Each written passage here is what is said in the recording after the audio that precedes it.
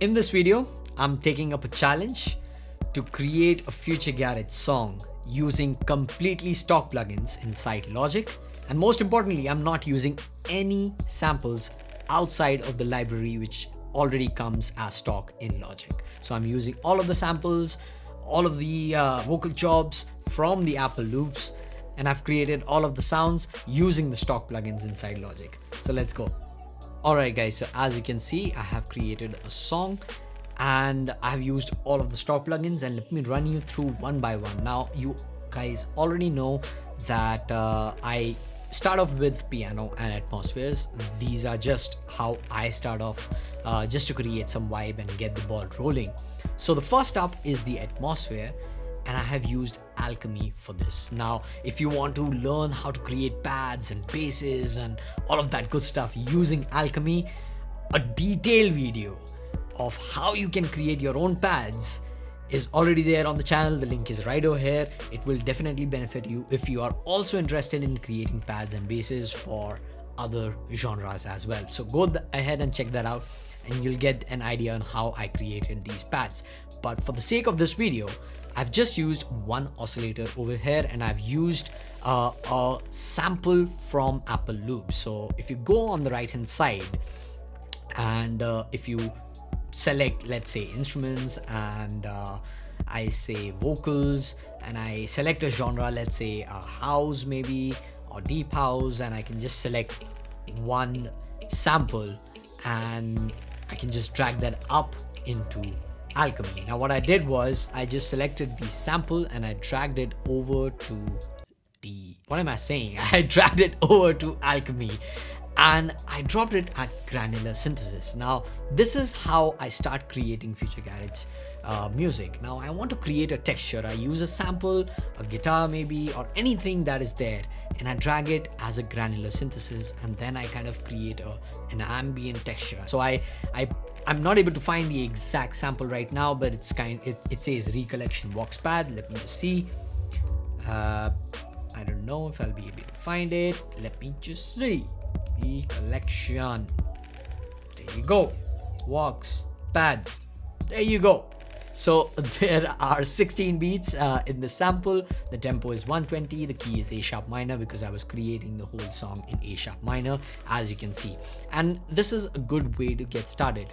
If you have an idea of a key, it's better to take the samples from the key. And Apple Logic is absolutely amazing in that. If you choose a key and if you filter that out, you can select the tempo and you can select all of those samples from that particular key, and you don't have to kind of tweak it. You might have to tweak it here and there depending upon your own composition style, but this is how you get started. So on the first oscillator, I have a granular synthesis ready. The loop mode is forward and back. And I have put about size is 180, density is 9 grains, the randomness time is 7.5%, number of taps are 2, and what I've done is that I have routed it through filter number 1. And what is happening in filter is that I have put a low pass 24 dB per octave gain reduction, and the cutoff is at 820, so it gives that warm feeling. Without the filter, the pad sounds like this.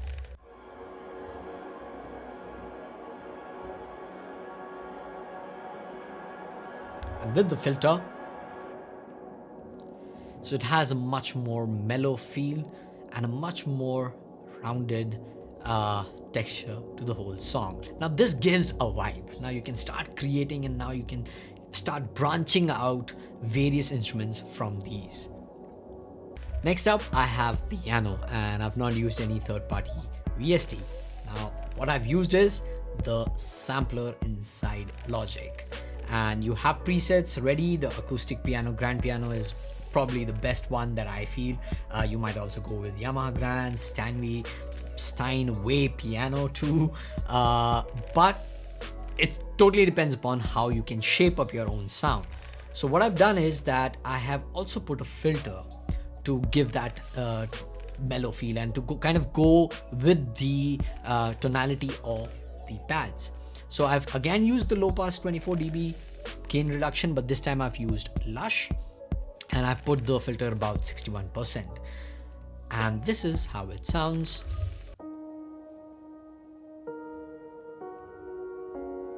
Without the filter.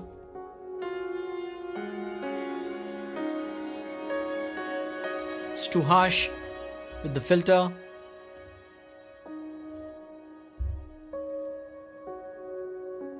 Next up, I have bass, and again I have used Alchemy. This is a simple Reese bass created with one single oscillator, which is the saw. Shaped up, brought it down -12 semitones, shaped up to I think 4 unison, and detuned about 27%. And the filter is about low pass, again 24 dB. The filter is 322, a heavy filter. Attack a little bit, not a lot, just to kind of reduce the clicky sound that whenever the transients hit. So this is how the bass sounds.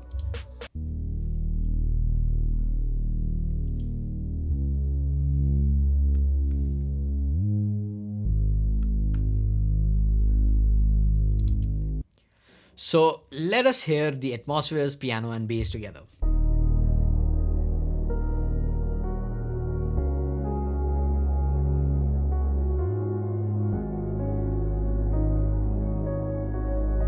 So now you have the vibe ready. You can now start building up the drums. Now, how did I build up the drums? It's again very interesting. I've used the Drum Machine Designer, an amazing plugin inside Logic, and I have used a preset inside Logic, which is the Found Sound preset. You can use already prefed presets inside Logic in the Drum Machine Designer.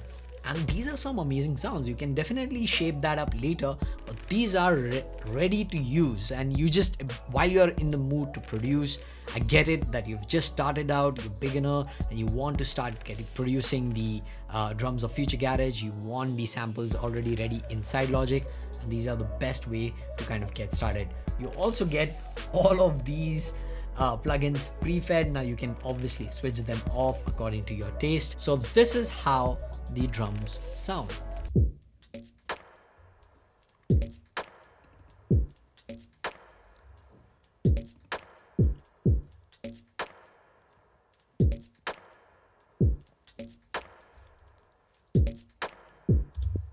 So as you can see, all of the samples are pre-fed, and the Drum Machine Designer is kind of like a pad itself. You can also groove with it if you have a groove controller, and you can create your own drum groove. And if you want to check out on how I created or how you create Future Garage drums, you can check out the video on the Future Garage drum production and drum creation from the Future Garage series. The link is right over here. But this is a basic Future Garage groove pattern, and I've used the samples inside Logic. Moving on, I have an ARP section just to kind of give a little different flavor, which is from the plugin Sculpture. Now I selected a preset from the plugged instrument, and then I tweaked a bunch of them from here. I kind of changed the morphing section, I changed a lot of ADSR, but I tweaked it according to what I wanted. Also put a channel EQ, cut the low end, brought down the resonancy and brought up the brightness, and this is how it sounds. Also panned it to the right.